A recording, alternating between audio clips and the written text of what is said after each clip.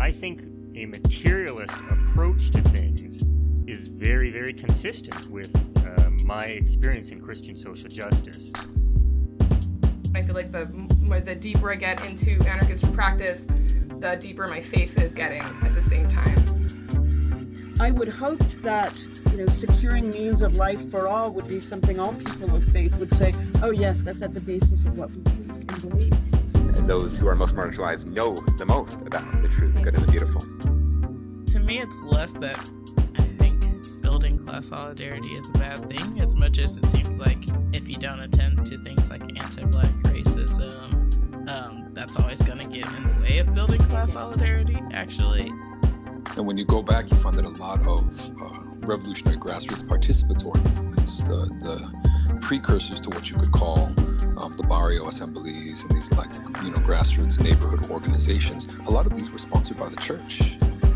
What does it mean to say that the Christian tradition is internally contradictory and there are antagonisms there and you're always being faithful to some aspects and betraying other aspects?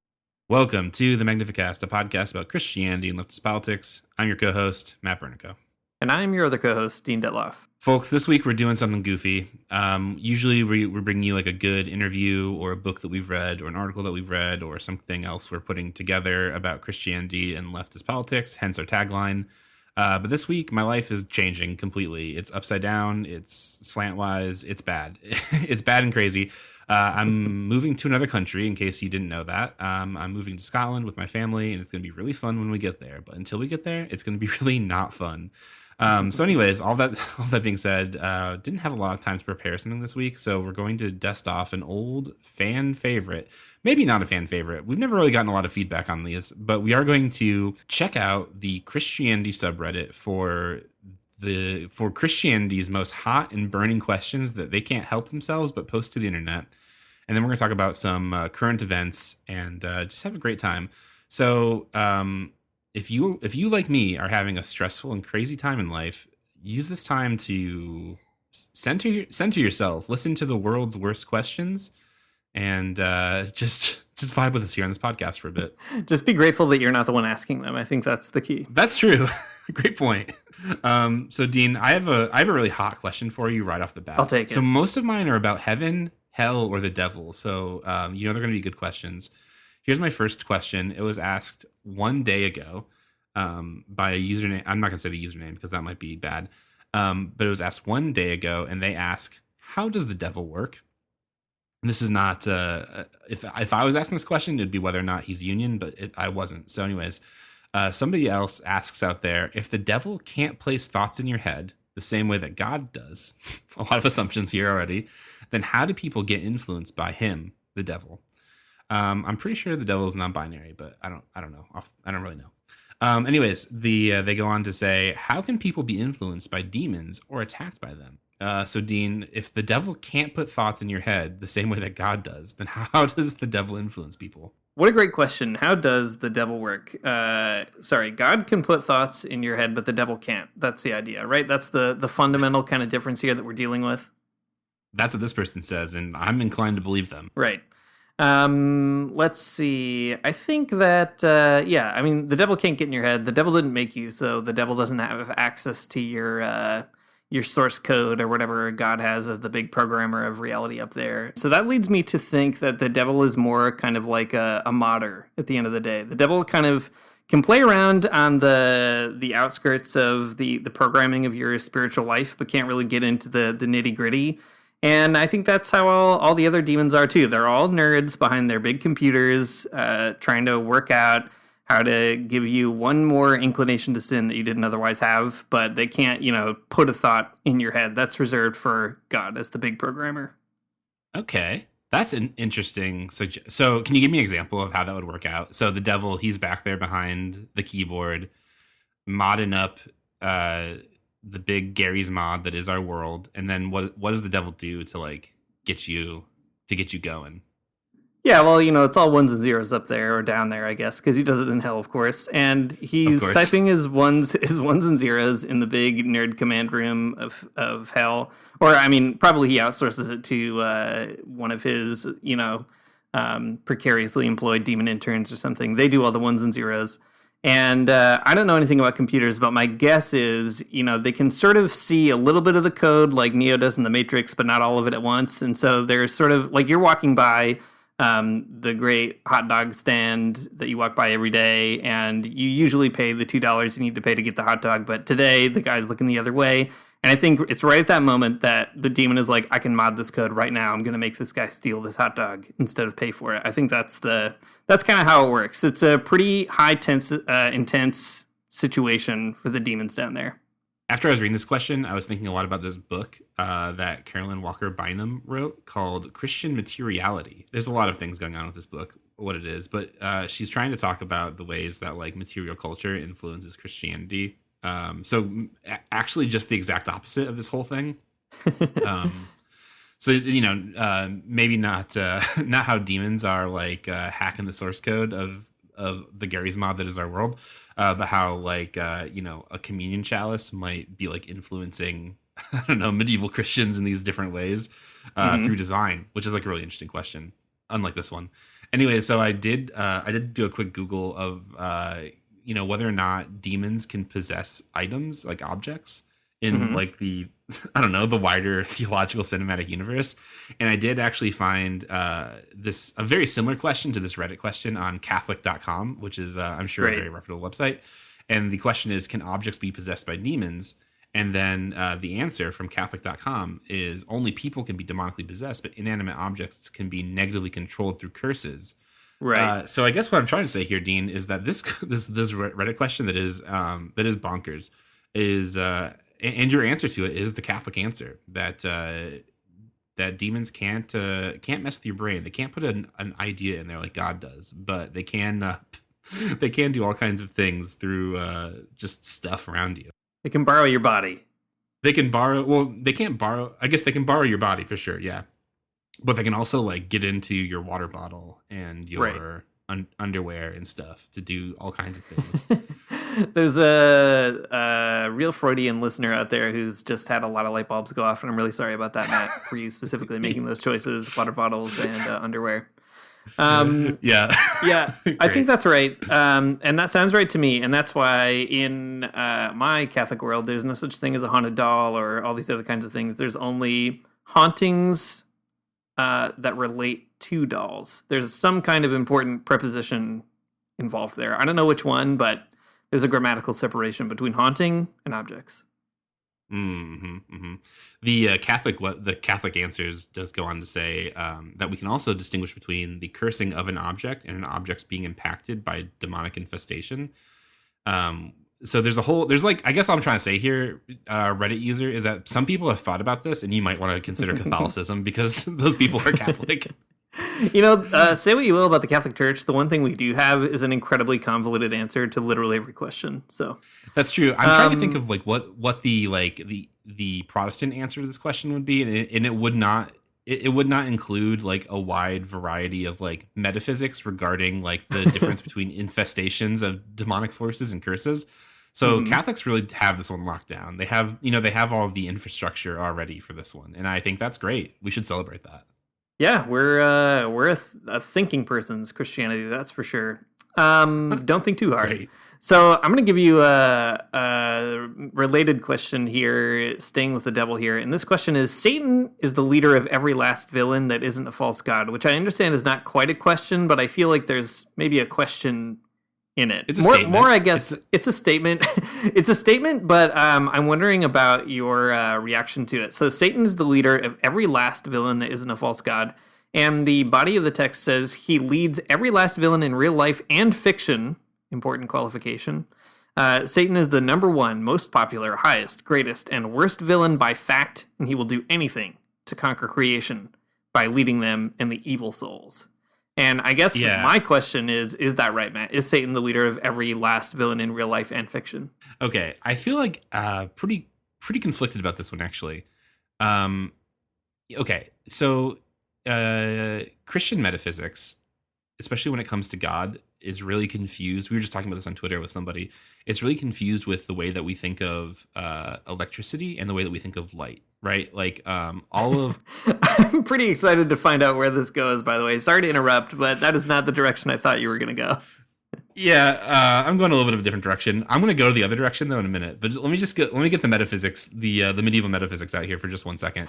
So all of creation, it's just like an emanation of God, right? The things that we're seeing, it's just like God's light reflecting off of something, whatever. There's more to it. But when it comes to evil, I think it'd probably be a mistake to say that it works in the opposite direction, that like these all of the evil things in the world are really just manifestations or led by Satan in some way. And here's why. Because if you want to say that Satan is like the guy behind all of the villain, the guy or person or gal, whichever Satan is, I'm not sure. If they're the person, they're the entity behind all of the evil things, even in fiction, then you run into a real problem. Because, for example, C.S. Lewis, he's out there, he's writing the Chronicles of Narnia, and he's got a bad guy in that book for sure, right? The bad witch whose name I don't remember. And if it's the case that the devil's behind all of the villains, then the devil's behind writing the Chronicles of Narnia, and that can't be the case, right? That does not make any sense to me. Okay, yeah, that makes sense. So the devil can't be behind at least fictional villains, because it would mean the devil is also behind some of Christianity's greatest heroes, like C.S. Lewis. That's what I'm saying. Exactly, right. Yeah. All right. It causes a pretty big problem.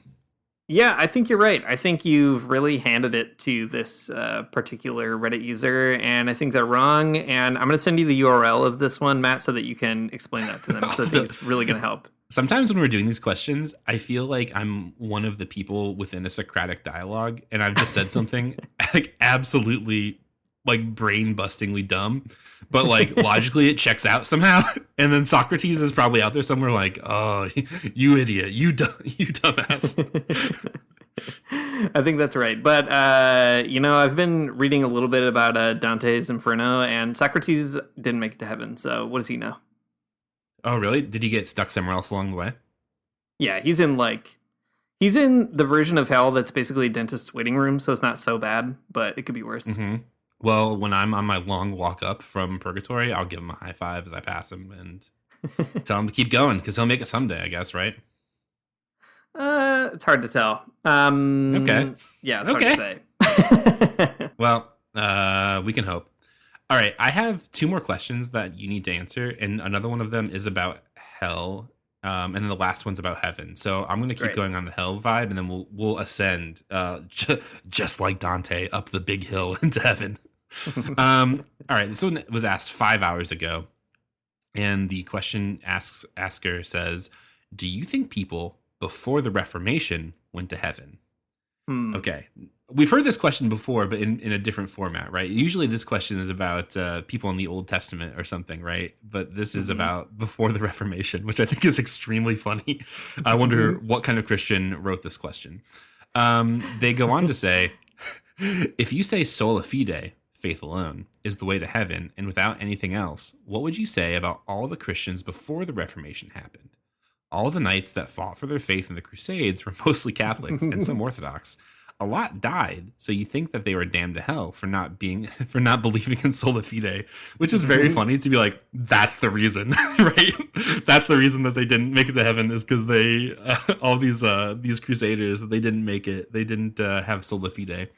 Anyways, they found the crusaders. They found and died for their faith more than Protestants do nowadays. So, did they go to hell? Man, well, who knows where the Crusaders went? Pretty big thing to talk about there. But I do like the idea of asking if Christians before the Reformation did go to hell. You got to imagine, like, there's the one guy that Luther was talking to in the monastery where they were all living, and he died right before Luther nailed his big theses and just couldn't get out under the wire.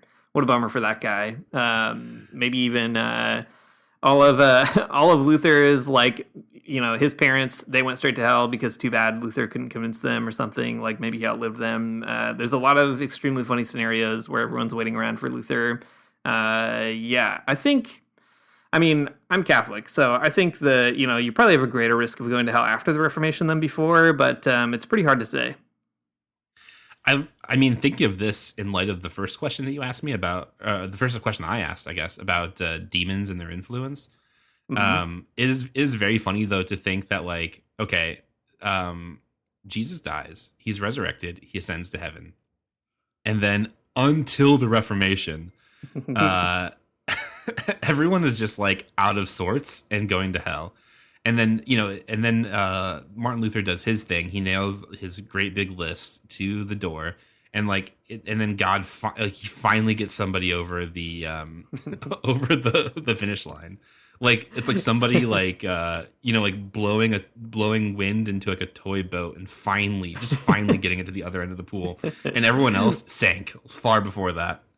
Yeah, that's right. Yeah, Jesus died, and then my guess is this question asker would probably say maybe the first 100 years or so, people were still getting into heaven, and then there's like 1,400 years of people not going to heaven, and you got to imagine like Jesus is pissed about that situation too. Like, what did he do all this work for? Such a bummer. Yeah, it stinks. It's a big stinker. So, anyways, what was your answer? I'm typing it as you're writing, as you're talking. So what can I put here in the comment box? Right, so important. If we get 100 more patrons the next year, we will respond to every Reddit question that we ask in this podcast. Oh my God. That's the commitment I'm making right here on air. You could tell this person the answer is everyone went to heaven before the Reformation. Huge mistake. All right, I've put that in the comment box and I've hit submit. I can't wait for all the upvotes and the sweet karma that you're about to get. So I was going to ask another question, but I'm just going to ask the third one that I had. I'm going to skip ahead. And I found this one because you are moving to Scotland. And, it used to be the case that I would look occasionally at the Anglicanism subreddit because Matt goes to an Episcopal church. But now you're going to the land of the Presbyterians. So I did look at the Presbyterian subreddit. Which, first of all, Matt, I got to tell you, good news. Presbyterian subreddit rules. There's people in here talking about all the best stuff. Social justice, they're talking about North Korea. It's just a wild situation. Pretty different vibe. Yeah, it's very different than everybody talking about what a thurible is or whatever. So this is, though, I think, a pretty quintessential Presbyterian problem. Before you go any further, I just want to make this announcement on the podcast that, like, the town I'm moving to, it has several churches of Scotland, which are all Presbyterian, and there is a Scottish Episcopal Church, which is Anglican. So I guess, like, right now what I'm trying to say is that the Anglican Church better step up and, like, really make a big offer to me, or I'm gonna go wandering. I just want to put that out there, out in the world, so the Anglicans know that they do need to really sweeten the pot if they want me to keep going to the church that's further away from my house. That's gonna be a big deal. You're gonna be closer to Walshingham than you've ever been, so you better watch out. I would still stop if I was going through England and I was going past Walshingham. I would definitely stop and go to the Anglican one first, and then go to the Catholic one after that. Right. We'll see if there's a Presbyterian lady of Walshingham. So the title of this is Open Bar Scotch Night in the Church, normal, ? And the body is, my church is having Scotch Night with tastings of various types of Scotch and open bar for a pretty reasonable price. It will be held in the Fellowship Hall, and the goal is to celebrate our Scottish heritage. That works for me. Although, I haven't seen an open bar event at a church before. If this was your church, would it be approved without any hesitation, or would there be resistance? So, all right, you're about to move to Scotland, and I guess, my question is, first of all, the church that you've been going to now, would you be able to have such an open bar event without any hesitation, or would there be resistance? And what do you expect to find in the land of these Presbyterians, the land of the Scots? In an Anglican church, I don't know if you could do that. I mean, it's not like, I don't think that there'd be any like pearl clutching, morally speaking. I think it's more of just like, you got to have you have to have a committee to set this event up, and that's going to be the biggest hurdle. Mm-hmm. Yeah, that's true. And the committee would presumably probably also have a lot of questions about the open bar and the reasonable price. It seems, though, that Presbyterians just aren't too bothered about that kind of terminology, and I feel like that's probably good. Well, the Presbyterians, they have like a local sort of church council. I don't know what it's called. That's their whole thing, though, is having like a local committee kind of figure it all out. Whereas the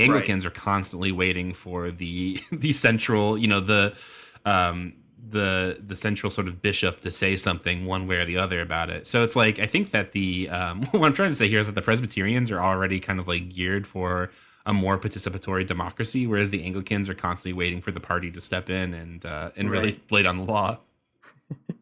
Well, it sounds like the decision's been made, Matt, and I look forward to hearing what happens at the closest church to your apartment, wherever it might be. If there is a church near my apartment that is having like a night where they let me drink scotch in church, I would be really down for that.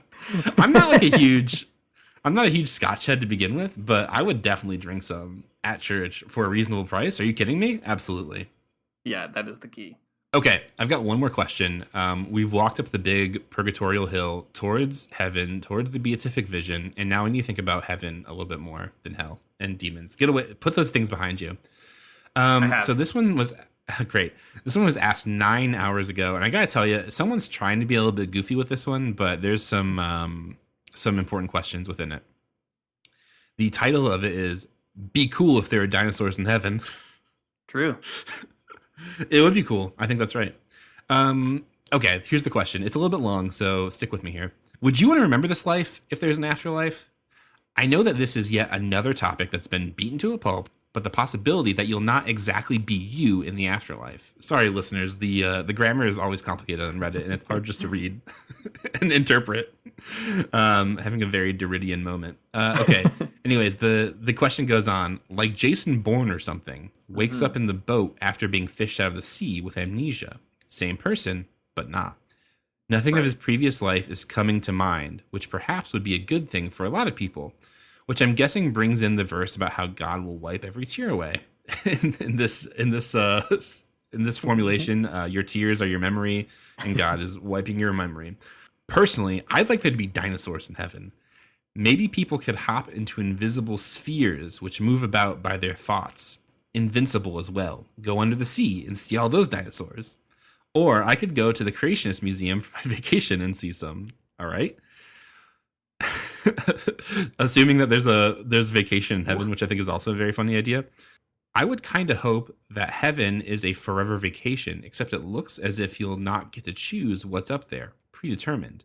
Maybe you'd be forced to go to a baseball game, but baseball is boring. You'd rather go watch hockey. Not really a fan of crowds. What is going on? I can't. I know. Hang on. We'll get to the bottom of it in 1 second. Okay, all right. You're not really a fan of crowds, but too bad. You're going, and you have two choices, peanuts or Cracker Jacks. At any rate, even if God became real to me again, I can't envision an afterlife. Seems as if one's imagination and ability to create what's around you would be expunged. Okay, so there's a lot of grammatical problems with this whole thing, but here's what this question is asking. It would be cool if there were dinosaurs in heaven, but how does heaven exactly work, right? So say that you're up there, and it's supposed to be paradise. And this is maybe how it could work. There would be an invisible sphere that you get to get into, and you get to go under the sea if you want to. And then there's all kinds of great stuff that you can do, but like you have to do it is the kind of thing that this person is suggesting. It's predetermined. You have to go to a baseball game, even if you don't like it. You have to go to, if you want to go to a hockey game, too bad you can't. You have to go to baseball. It's like you're going to do a fun thing, and maybe that fun thing that you want to do is not like exactly the most fun thing to you, but it's like it is heaven, and it is kind of a fun thing like that you'll be happy about. So I guess like that's the suggestion. It would be cool if there were dinosaurs. That would be a great part of it for sure, right? But at the end of the day, heaven is going to be great stuff that like maybe you won't want to do, but like you'll probably just go along anyways and do it. What's your take on this? Well, I think if heaven is like a vacation, then that sounds like a vacation. On a vacation, you do some stuff that you like to do, but also your parents are like, we are going to go see the museum you don't want to see. We are going to go see this baseball game that you may or may not want to go to. And I think that makes sense. I don't think heaven is like a big vacation, though. Interesting. I think it's probably more... trying to think of the right kind of metaphorical analogy here, and it's not coming to me right away, but it can't be like a vacation because a vacation has to end and you have to go back to work. That's what makes it a vacation. I feel like heaven is really just more, it's just more vibes based. And once you get out of purgatory, I think there's also like, you're just going to be purged of your desire, or you'll be purged of like not being into it. That's what I think. And I know that's kind of a vague way of phrasing it. You'll just be purged of not being into it, so that when you do get to heaven, you're just going to be into it. If there's a baseball game, you're going to be into that. Okay. I think that's fair. But then you would be Jason Bourne-like pulled out of the sea and not you exactly, right? No, you're still you. If there are things going on in heaven. Yeah, but not quite you, like Jason Bourne. I think, unlike Jason Bourne, you are still you. And also, unlike Jason Bourne, you're just kind of like into it. Okay.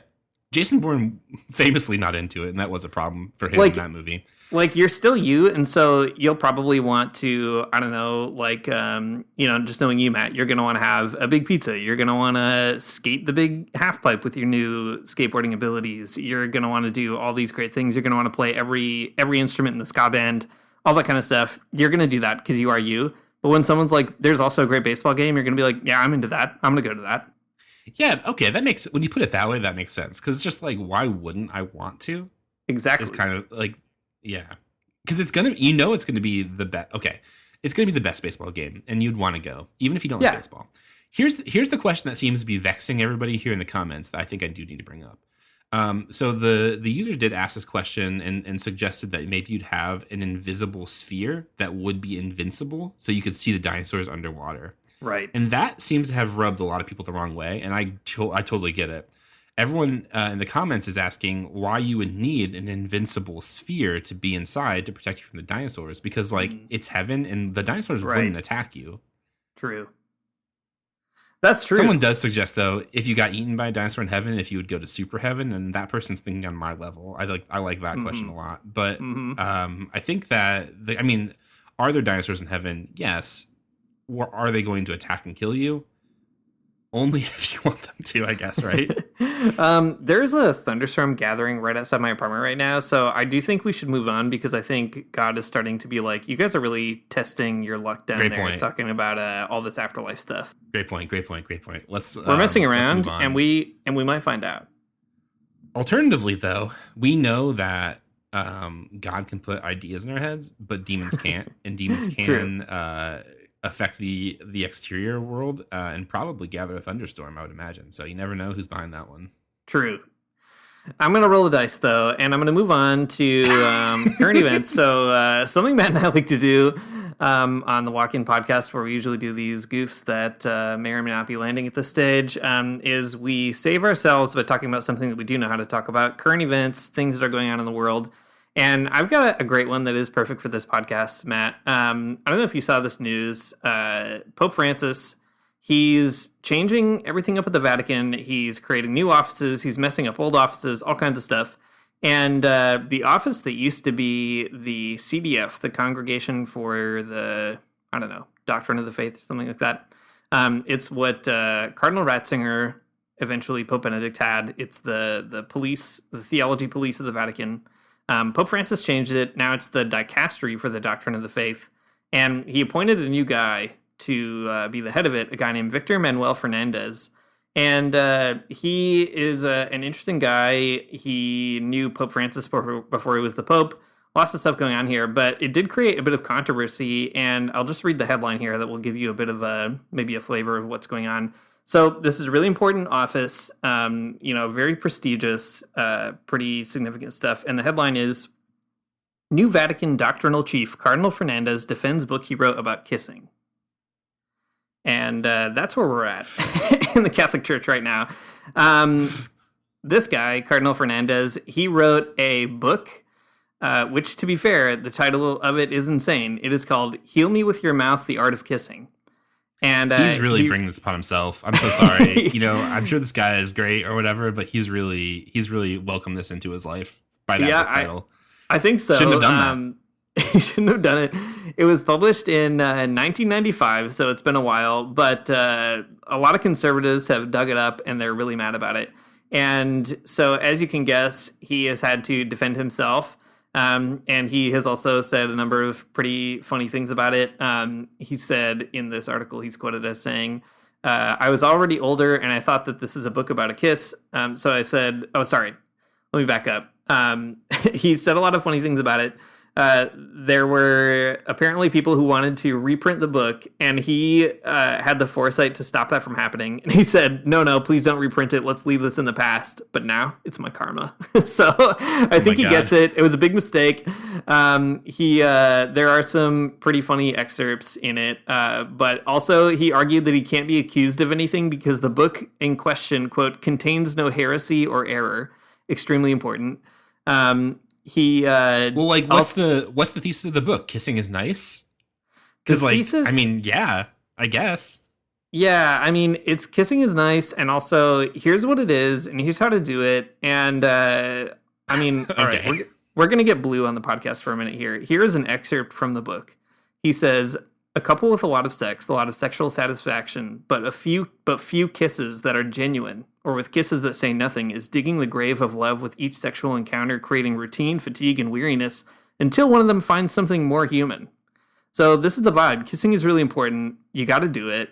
You got to get into it in the right way, and if you don't, you're gonna have a bad time. So it's a big book about kissing. It is what the head of the dicastery for whatever it is, the dicastery for the doctrine of the faith, is currently embroiled over this particular controversy. And Matt, as a Protestant, I'm just curious to hear your reaction over this really important kissing controversy. First of all, I want to say I love it. As a person who grew up in a time where the most important book about kissing was Kissing, Dating, Goodbye, I'm glad that someone's on the right side of this argument finally. Here's the thing. You don't have to convince me that kissing is good. I think it's great. Everyone loves a good smooch from a person who they have reciprocal feelings for in a consensual way. But the last person you need to write a book about kissing is a priest who legally cannot kiss by church law. So I think that's a problem. I'm here for the subject matter. I think the sentiment is right on, but like, could you not write this book? Could you go back in time and stop yourself? Here's something really important about it, though. Another detail in here, it says, Fernandez said he wrote the book along with a group of young people when he was a parish priest in the Argentine town of Santa Teresita. He said it was written as a catechesis for teenagers with the contributions of his young collaborators, and he improved them by providing a little editing. So technically, this is a teen book by teens for teens with the blessing of their local priest, and I think that is actually pretty rad. Oh, that's different. Okay, I feel differently about this now. This book is the Gospel in Solantaname for horny teens. It's by teens for teens, and it's to encourage kissing. I think that's okay. I think that I'm coming around to this whole idea. I think that's great. So, okay, Joshua Harris from the evangelical world is like, don't kiss anybody until you get married. Kiss, dating, goodbye. And then this horny priest from South America is just like, yup. No, to be clear, it's the teens who are horny, and the priest is just like, that's fine. I think we need to create an important Catholic distinction here. This is like this is basically the same level of distinction as can a demon inhabit an object or not. The teens are the horny ones, and the priest is just like, all right. Yeah, that makes sense. Good point. Important distinction. I appreciate your correction on this. I've done a full 180 on how I feel about this book, and now I'm all for it, and I think it should get republished, and good for this priest for getting these teens behind this whole idea. Yeah, I gotta know. I need this great kissing advice from this Argentine pastor and his great teens. Yep, I think so. Okay, man, what a great article that was. I think we should, if that book does get republished, I for sure need to know what's in it. I need to know what secrets of kissing are behind that paywall. All right, here's a current event that maybe you've heard about. On July 13th, my birthday, SAG-AFTRA, the Screen Actors Guild, and I can't remember what AFTRA stands for, but it's like other performers and people who work on TV and movies, all of them. They all went on strike, which is a significant thing because the Writing Guild is also on strike. So the writers are on strike, the actors are on strike. It's all kind of converging geographically in LA, which is fun. Los Angeles, the City of Angels, they are also right now the City of Strikes. Hotel workers are also on strike with Unite Here, and that's pretty fun. And then fast food workers also on July 13th had 3 different strikes that day. So July 13th, my birthday, a day of strikes, and I like it. I think all of the strikes are really interesting for different reasons, and you love to see workers standing up together and telling their bosses what they need to hear, mostly to stick it. But also, the SAG strike is really interesting to me for a lot of different reasons. I mean, there's a lot of nuance to it that I think is maybe worth figuring out somewhere. Like, some of the SAG members are having I don't know, I guess a discourse about scabbing and like, can they still promote the films that they recorded that they, were in beforehand? And it's this whole conversation. My professional opinion is that they shouldn't. You should not promote any work whatsoever that you did if you're on strike. But whatever, I don't know. I don't have any skin in that game, so I guess that's fine. But the interesting thing to me about the SAG-AFTRA strike is the news that came out, I guess exactly why they went on strike, or at least one of the pieces to the puzzle of why they went on strike on the 13th. So I think a big reason behind the SAG strike has to do with like residuals and streaming and like how much actors are getting paid for, being in a Netflix show. Like, are they getting reoccurring residuals for a show that's getting streamed a gazillion times? And as it turns out, a lot of actors are not, and that's a big problem.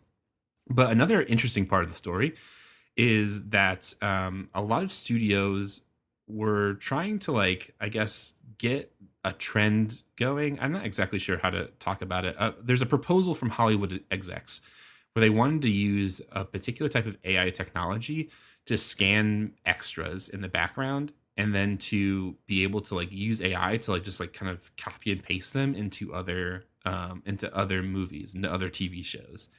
And the rub there is that they would get paid the first time that they were like scanned into the Matrix, but they wouldn't get paid after the fact. So like you could be scanned into one movie, and then all of a sudden you're like an extra, and then you're never going to work again because like your likeness is going to be used in all kinds of other things, and you'll never get paid. Which I think is really, I mean, obviously bad, right? Like that's awful. People don't think of acting as work and being an extra as work, but surprise it is. Anyways, I guess the thing that's really fascinating to me about this all is that people are always talking about the ways that automation in capitalism specifically will be used to replace workers. And usually the conversation around that is like reserved for low wage workers. Like you'll hear it all the time in fast food. Fast food workers, they want more money. Well, they're going to get replaced by robots. People have been saying that for, I don't know, 10 years, and it's never happened. There have been PR stunts around it that McDonald's has done, but still never like happened in a production kind of scale. You also see it all the time too when it comes to retail workers, like, things like self-checkouts or whatever. That's like an example, I think, of automation. Kind of it's not quite automation because it's really just passing the work on to the customer, but still, those are things that come to mind when it comes to like replacing workers with like automation kind of processes. But one place I don't think I ever would have really guessed it would come up is in acting and in the entertainment industry. But AI is becoming more of a conversation in that sphere. Like, when it comes to writers, writing episodes of TV shows or movies, the danger is that like AI could replace that, or AI could replace actors actually in a movie. Anyways, all that to say, that's such an interesting kind of piece of the story, and like such a weird, like bleakly apocalyptic thing within the story. And all that to say, I would never say the workers were wrong for going on strike, but this is like particularly egregious, I think, and good for them for going on strike. And I hope that they make Hollywood executives pay them a lot of money. That's all I'm saying. Yeah. That's all I have to say about it. I mean, it's pretty interesting watching how that strike has also ballooned. I feel like, it started with the writers being on strike, and now the actors are also on strike. And IATSE, it sounds like, is at least going to take a strike vote, I think, last I heard. So that would shut down like Broadway and, live theater and things like that. And it is pretty wild because you have to imagine with all the big gaffes that like Bob Iger, the Disney CEO, or other people are making on TV, complaining about actors or whatever while they like drive around in their big multi-million-dollar yachts. Like they could have just avoided all that and, withdrawn what is frankly a completely absurd demand to just like scan someone's likeness and then use it in perpetuity or whatever. They could have just like not done that, and then the union would have chilled out, and they could have, I don't know, just like figured it out. But instead, now it's ballooned into like an entertainment industry strike wave. I think that's extremely funny. Very cool. And I've been following a lot of Boots Riley, by the way, who you should follow, because what's great is now they also do have, I think, more left-wing people involved in the union who are pushing it in a pretty big way and trying to like historicize the scale of that strike. And, Boots has been talking a lot about how the last time the industry struck together this way was like the 60s or 70s or something. And that's how they ended up 1960. getting...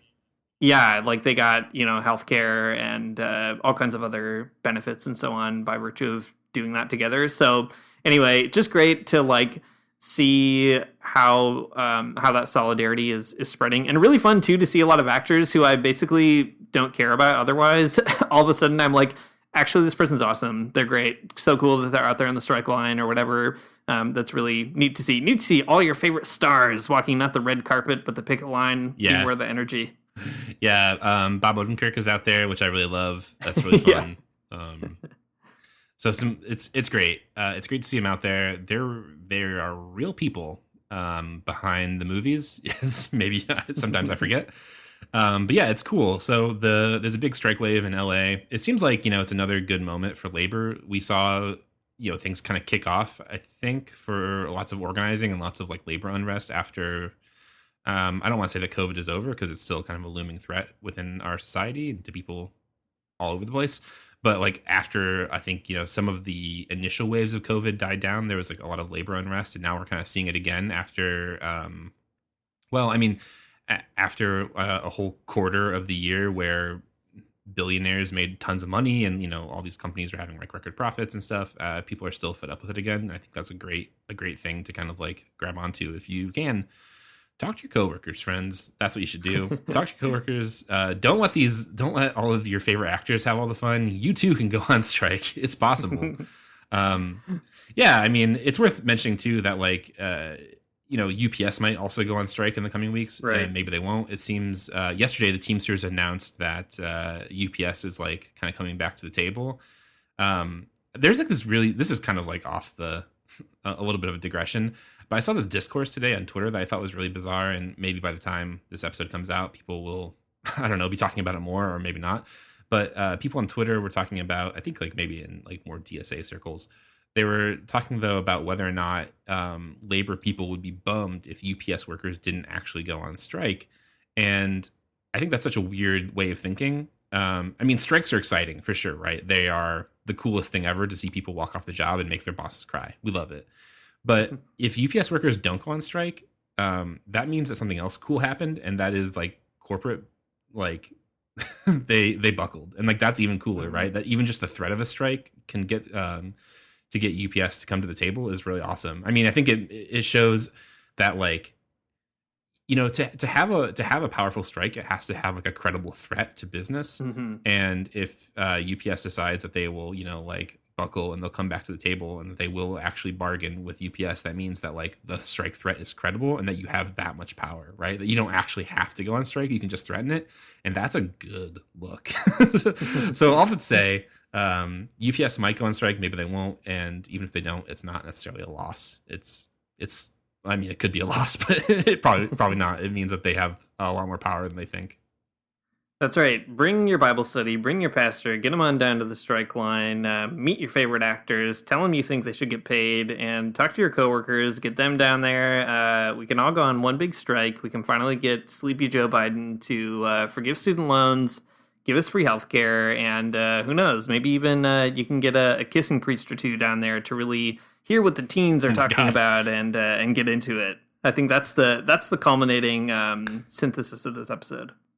A bonkers one. The priests are not the ones kissing. It's the teens. The teens are kissing, and that's good. Teens, if anyone's kissing, it should be the teens. That's right. That's what it says in the catechism. the official teaching of the church. Nothing heretical about teens kissing. Nothing heretical about X is a really good joke, actually. I love it. It's a good one. All right, folks. Well, in the next episode, it'll be a lot more put together than this, and probably not as goofy. But anyways, thanks for indulging us for the moment. If you didn't have fun, at least know that we did, and that's what's really important here. So thanks for listening to the Magnificast. If you like what you heard, you can support us on Patreon at patreon.com/the Magnificast. And if you didn't like this one, that's okay. Just skip it. Just listen to an older episode. No big deal. But if you support us on Patreon at $2, you get an invite to the Discord channel. That's an exclusive Discord channel. I'm sorry, I need to frame it exactly the right way. And it's really cool. Lots of great people in there having interesting conversations about, I don't know, whatever, all kinds of different things. Some folks are deciding to meet in sort of like a small group style setting, which I think is interesting. I mean, good for them. Maybe I'll take part. I'll try to jump in if I can. But anyways, a great endeavor. Love to see the participatory planning of a small group on a weird leftist Christian Discord. Our intro music is by Mario Armstrong. Our outro music is by The Illogical Spoon, and we'll see you next week.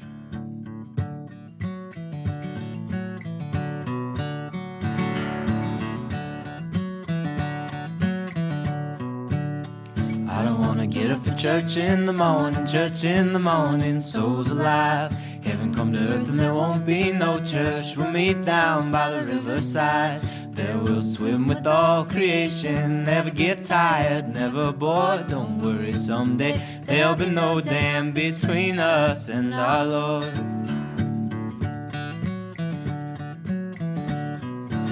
Jackson, keep your hoods up. Keep your hoods up and you stay up late. In Jackson, you keep your hoods up. Well, you keep your hoods up and you stay up late. Oh, don't mind a cold night, but we might mind if you leave too soon. So come on now, it's still early. At least I would have